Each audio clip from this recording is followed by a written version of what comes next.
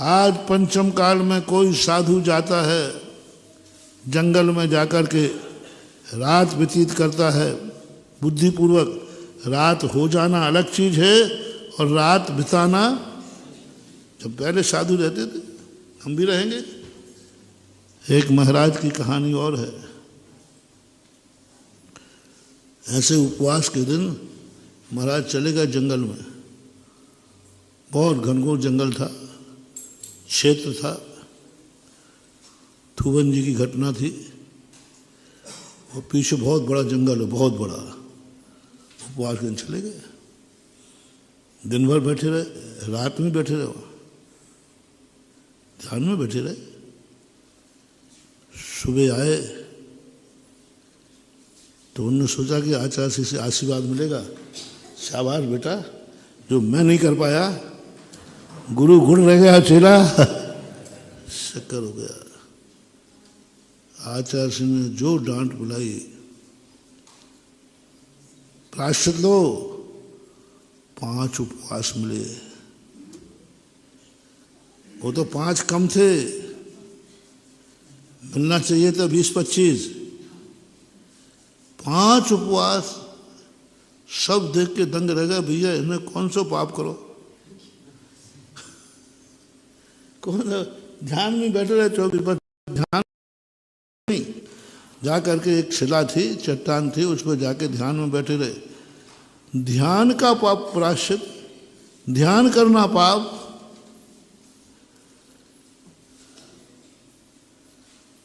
अब हम लोगों को तो समझ में नहीं आई। जैसे वो कल परसों सुनाई थी ना कि वो आरी कमाता वो कांच लग गया, ऐसे ही हम लोग को क्या बोले, नहीं ये मान लीजिए तुम्हारी उम्र अभी छोटी, हम लोग सब छोटे छोटे उम्र के थे। उस साधु की उम्र कितनी है? इस उम्र में जंगल में रात्रि में कोई जानवर आकर तुम्हारी आंखें फोड़ जाता, मुंह पे मार जाता, और मरते तुम है नहीं, फिर मुनि पर छोड़ते या सल्लेख ना लेते? बोलो, इस जवानी उम्र में सल्लेख ना लेते, शांति से प्राण निकलते? नहीं निकलते, यंग अवस्था है। और फिर मुनिचर्या पलती। बेमुनिराज जंगल में रह सकते हैं, जिनको शेर आक्रमण कर दे और अधूरा छोड़ दे, फिर भी उनको कोई आहार करने की जरूरत नहीं है। वे जीवन भर अपनी समाधि में रहकर लीन रह सकते हैं, उनको कोई फर्क नहीं पड़ता। तुम्हारा मुनि पद छूट जाएगा। तुम जंगल में नहीं रहे हो, एक मुनि पद को तुमने भ्रष्ट करने का प्रयास किया है। तुम जंगल में नहीं रहो, तुम मुनि पद के हत्यारे हो। संगी पंचेंद्री मुनि पद का तुम्हें दोष लगेगा। नहीं लगेगा। कालौ कले बने वासे वर्जते मुनि सत्यमयी स्त्रीयते चा जिनागारे ग्रामा दिशु विशेषता। पूज्यवर देवनंदी महाराज ने लिखा, हे श्रवण, कली काल में धर्म का अतिरेक नहीं करना। कली काल में कालौ कले वासे वने वर्जते मुनि सत्यमयी। सच्चे गुरुओं को सच्ची जिनवाणी आज्ञा देती है, कली काल में तुम वन में नहीं रहना। कलौ काले वर्जते मुनि सत्यमयी वने। कली काल में वन में नहीं रहना, श्रावक की निगरानी में रहना। हमारे आचार्य से हमेशा कहते हैं, तुम कहाँ हो, किस रूप में है, श्रावक को मालूम रहना चाहिए। श्रावक को मालूम रहना चाहिए कि महाराज इस समय कहाँ हैं। तुम अकेले बैठे हो तो श्रावक को मालूम होना चाहिए कि वहाँ महाराज अकेले बैठे हैं। कम से कम वो निगरानी तो रखेगा,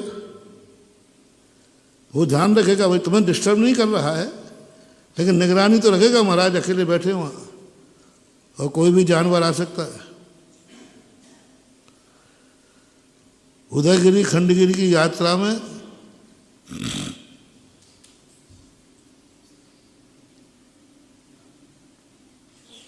बहुत उपसर्ग हुए वहाँ पर।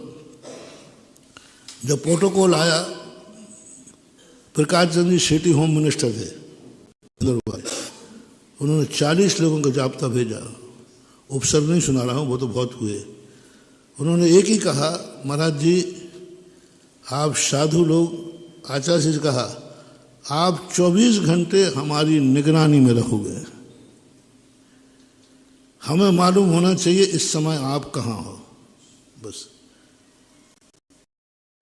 हमने रहना चाहिए। आप सो रहे हो, आप कमरे में हो, मुझे मालूम रहना चाहिए इस कमरे में साधु महाराज हैं, आप रहिए, हम आपके कमरे में नहीं आएंगे, लेकिन मेरी जानकारी में होना चाहिए महाराज यहाँ पर हैं, बाकी जिम्मेदारी हमारी है। हमें मालूम महाराज कमरे में हैं, हम कमरे बाहर रखेंगे। जब हुआ, जब शौच को जाने लगे, बोले महाराज जी आप शौच के लिए कहाँ बैठे हैं, किस पेड़ की आड़ में बैठे हैं, वो मेरी निगरानी में होना चाहिए। हमने कहा भैया शौच लघु शंका को जा रहा है, उसकी क्या उस पर क्या निगरानी करना। बोले वहीं खतरा है, ये उड़ीसा है, कुछ भी हो सकता है, कुछ भी हो सकता है। आप दीवार के पीछे बैठिए, आप पेड़ की आड़ में बैठिए, पर मुझे मालूम होना चाहिए कि महाराज यहाँ बैठे हैं शुद्धि को। बस इतना सा उन्होंने विनती की। तब आचार्य ने कहा देखा, ये है प्रोटोकॉल, ये है प्रोटोकॉल, ये है रक्षा, कि वो तुम्हारे कार्य में डिस्टर्ब नहीं रख रहा है, लेकिन वो जानकारी ऐसे ही पंचम काल में श्रावकों से मेरा कहना है और मुनि महाराजों से भी कहना है, मेरे गुरु ने जो उपदेश दिया वो बता रहा हूँ। 24 घंटे साधु को निगरानी में रखना। क्या कहा? 24 घंटे साधु को निगरानी में रखना, साधु को डिस्टर्ब नहीं करना। वो जो कर रहा है, जहाँ जा रहा है, उसकी चर्या में अपन को बाधा, लेकिन आपको मालूम होना चाहिए कि अभी इस समय महाराज कहाँ हैं। अकेले तुम बैठे हो, कोठी, वो कोठियाँ बनी ना अपनी झोपड़ियाँ, वहाँ चले जाएं तो श्रावक को मालूम होना चाहिए कि आज महाराज झोपड़ियों की तरफ गए हैं। बहुत हलचल होगी। अब तुम्हें मालूम है कि थोड़ा सा महाराज उधर गए हैं, अब थोड़ी भी हरकत हुई, तुम्हारा दिमाग कहाँ लगा है?